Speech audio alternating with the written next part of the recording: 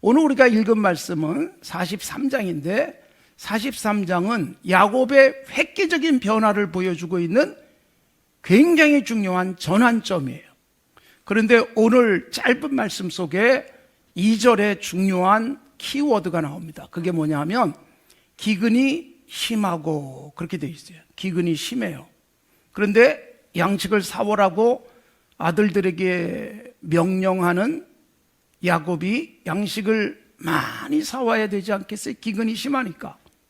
지금 이렇게 하고 나서도 여러분 야곱과 그 아들 요셉이 상봉을 한 다음에도 5년이 남아있는, 흉년이 5년이 남아있는 상황이에요. 그러니까 양식을 많이 사와야만, 더군다나 식구가 많잖아요. 가족이 70명, 거기다가 짐승떼들이 많았습니다. 그런데 양식을 조금 사오라, 그렇게 말하는 거예요. 사올 수 있는 대로 최대한 사오라, 그렇게 말해야 일반적으로 굉장히 이해가 될 만한 거예요. 더군다나 여러분, 야곱은 어떤 사람이었습니까? 움켜잡기 위해서 노력하는 사람, 그리고 한번 잡으면 놓지 않는 사람이 야곱이었어요. 그런 야곱이 43장에 와서 변하는 거예요. 130세가 다 돼가지고 변하는 역사를 보여주는데, 이 변화가 여러분 이런 부분들로 나타나는 거예요. 양식을 많이 사오라, 최대한 많이 가져와라. 그래야 될 야곱이 조금만 사와라. 기근은 심한데 조금 양식을 사도록 하는 것, 여러분 전혀 어울리지 않지만 바로 이것이 매우 중요한 것입니다. 사랑하는 성도 여러분, 우리가 예수 믿고 구원받은 사람이라면 시간이 지날수록 변해야 합니다. 변하지 않으면 생명의 씨가 심겨지지 않은 사람일 수 있어요. 생명의 씨, 구원의 은총은 우리 안에 심겨지고 이게 싹이 트고 그리고 점점 자라나는 거거든요. 영적 변화예요. 이게 없다면 씨가 심기지 않은 것일 수도 있기 때문에 우리는 매일 나의 변화를 느끼며 살아야 하는 것입니다. 야곱의 변화, 양식을 조금 사라. 기근은 매우 심한데 양식을 조금만 사라고 하는 그는 그만큼 뭔가를 내려놓기 시작하는 거예요. 내가 움켜쥐고 내가 더 많이 가져야 살 수 있다는 그런 강박관념 속에서 살던 야곱이 변하기 시작하는 거예요. 많이 가져오도록 해야 될 그가 조금만 사오라고 했는데, 사랑하는 성도 여러분, 이 조금 사오라는 말, 이 말을 듣고 형제들이, 야곱의 아들들이 떠나잖아요. 그러고 난 다음에 양식을 더 이상 살 필요가 없는 환경이 만들어지잖아요. 조금만 사오라고 했는데 나는 그저 조금만 가져도 되겠다 싶었는데 하나님께서 어마어마하게 부어주시는 복을 누리게 됩니다. 그래서 애굽의 형제들이 내려갔다가 이번엔 드디어 야곱이 잃어버리고 죽었다고 생각했던 요셉, 형제들도 이제 요셉은 없다고 생각했지만 앞에서 근엄한 모습으로 형제들을 꾸짖던 그 애굽의 총리가 요셉인 걸 알게 되고 엄청난 충격을 받지만, 그러나 여러분 요셉의 따뜻한 위로가 있잖아요. 형님들이 날 판 게 아닙니다. 하나님이 보내셨습니다.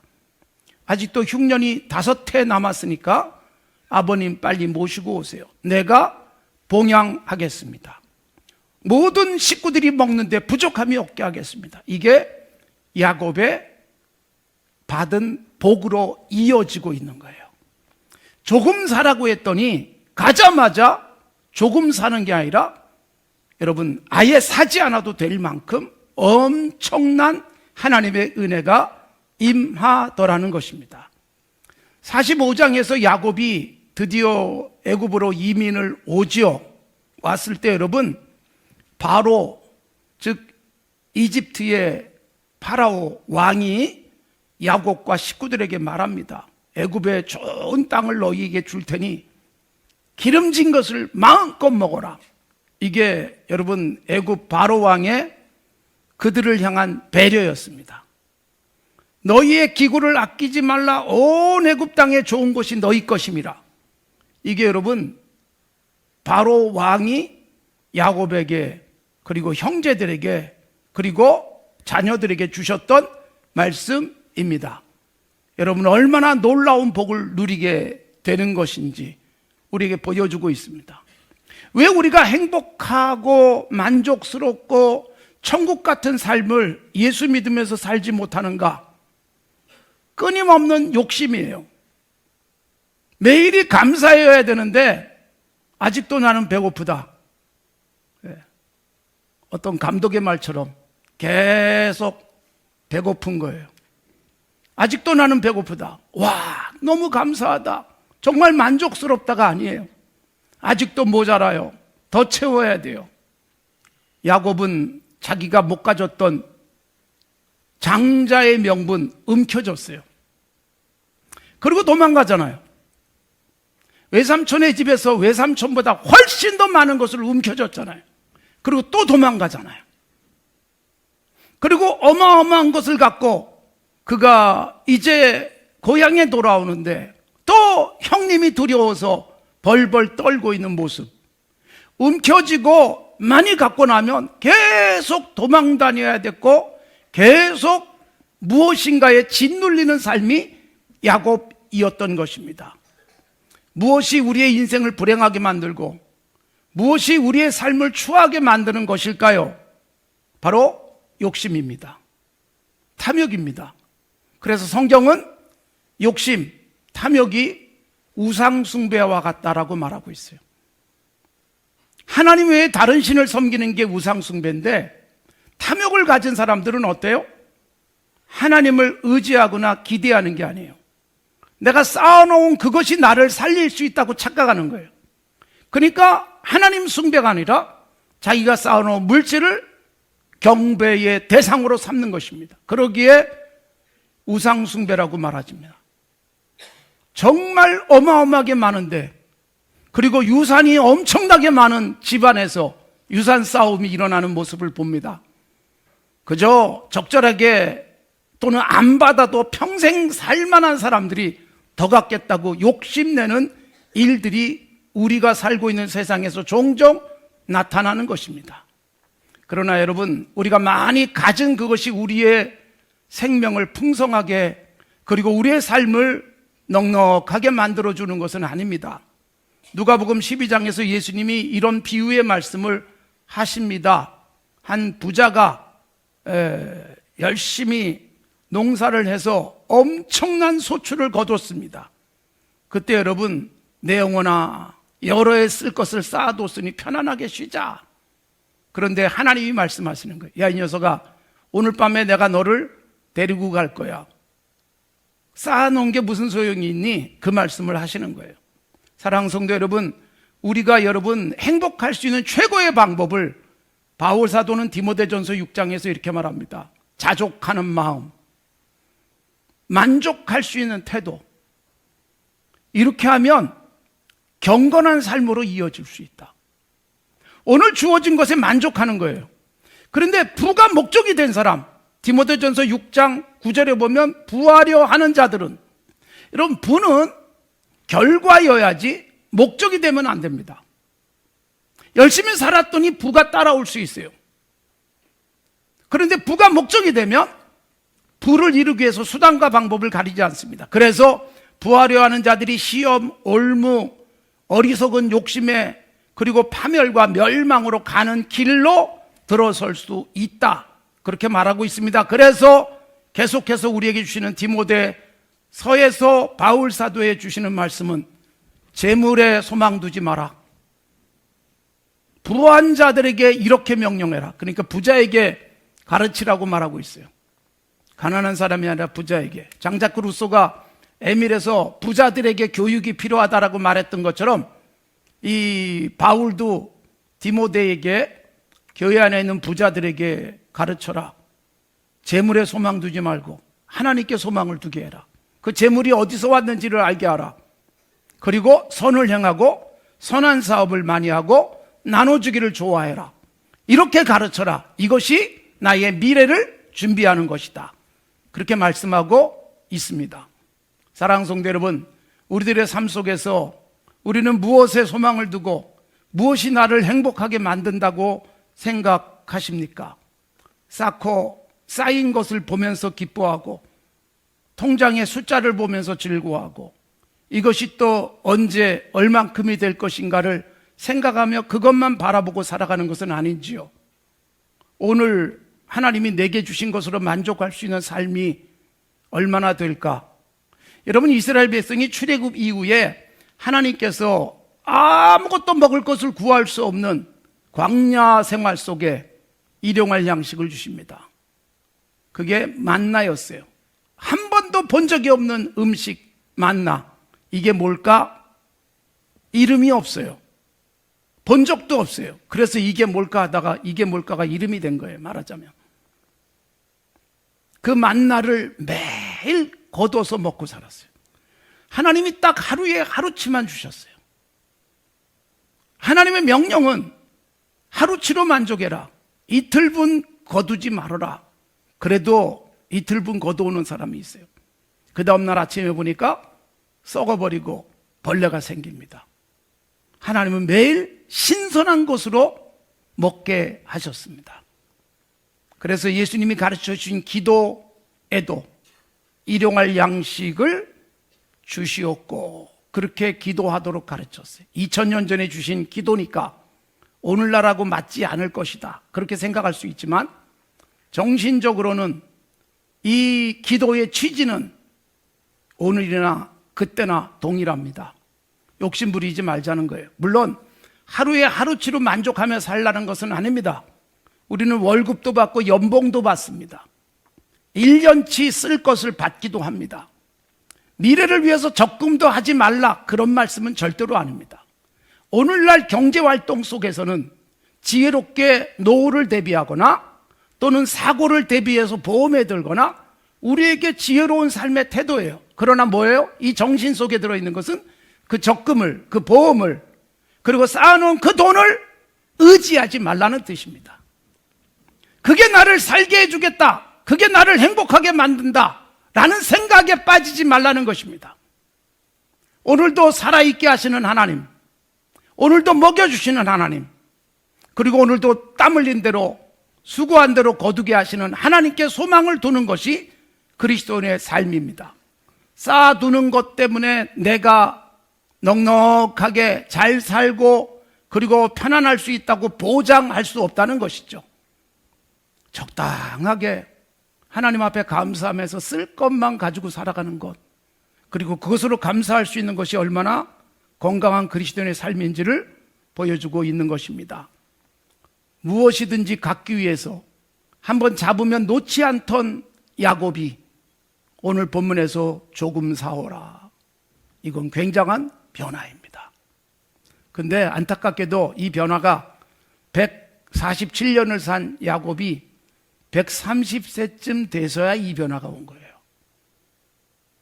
그 전까지는 끊임없이 더 많이, 더 높게, 더 풍성하게, 그러니까 피곤하게 살았어요. 잃어버릴까 봐 너무나도 힘들게 살아요. 여러분, 야곱의 생애에서 굉장히 중요한 태도가 있어요. 하나님이 주셨기 때문에 누가 누렸다라는 것만큼은 부정하지 않습니다. 그거 감사해요. 하나님, 내가 빈손이었는데 이렇게 많이 주셨군요. 감사합니다. 그러니까 하나님이 주셨으니까 하나님이 책임져 줄 거라는 생각을 했으면 더 좋겠는데, 하나님이 주셔서 이렇게 많이 가졌는데 잃어버리면 안 됩니다. 이게 야곱의 태도예요. 놓칠 수는 없습니다. 움켜쥐고 살아가는 모습이 야곱이었다는 것입니다. 그래서 우리에게 주님도 이 땅에 오셔서 확실하고도 분명한 삶의 태도를 우리에게 가르쳐 주셨습니다. 산상설교에서 무엇을 먹을까, 무엇을 마실까, 무엇을 입을까 걱정하지 마라. 살아가면서 이 걱정으로, 여러분, 먹을 게 없을 때는 정말 뭘 먹을까 걱정을 하잖아요. 먹을 게 넉넉해졌는데 우리는 오늘 점심 메뉴를 뭘로 할까 걱정을 합니다. 그러니까 매일이 먹을 거 걱정이에요. 오늘은 또 뭘 만들어 먹을까? 주부들에게 그런 걱정이 있을 수 있고, 출근해서 회사에서 점심 먹을 때 어느 식당 갈까? 아, 그거 지겨워. 많이 먹었어.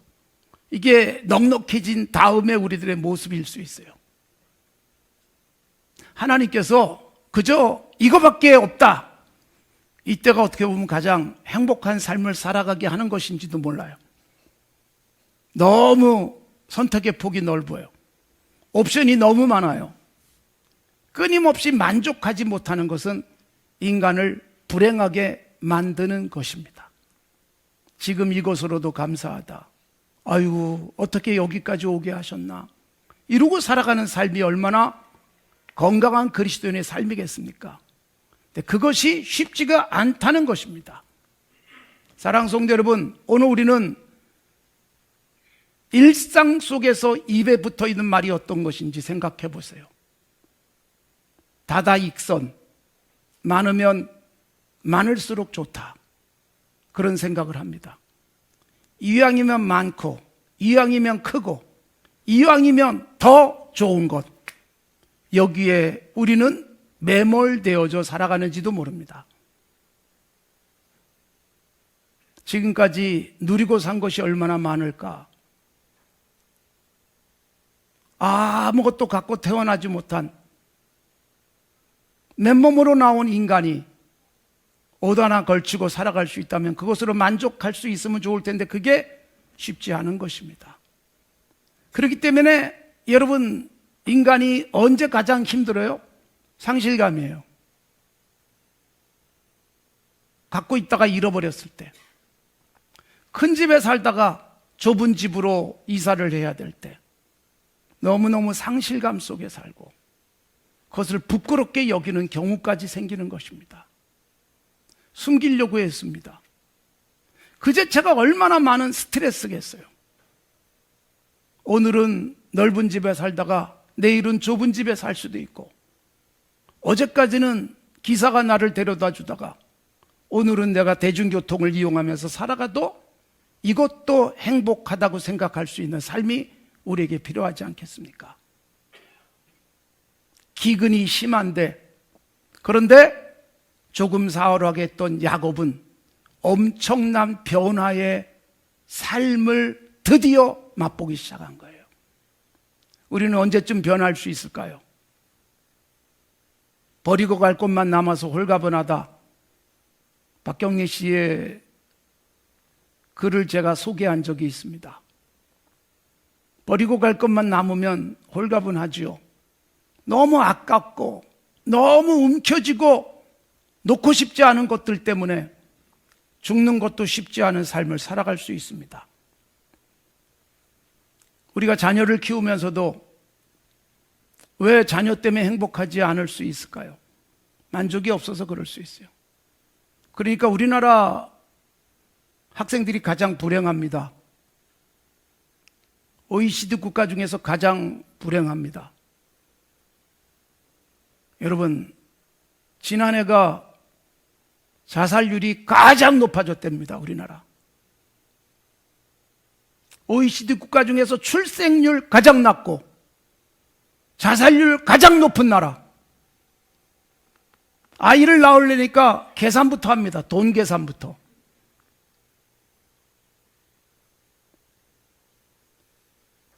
무모하게 보이지만 일단 낳자.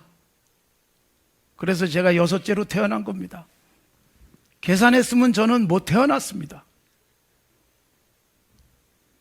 그런데 계산에 더 참 안목이 없었던지 동생까지 낳아줬습니다.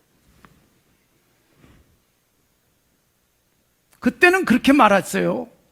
자기 먹을 거 자기가 갖고 태어난다.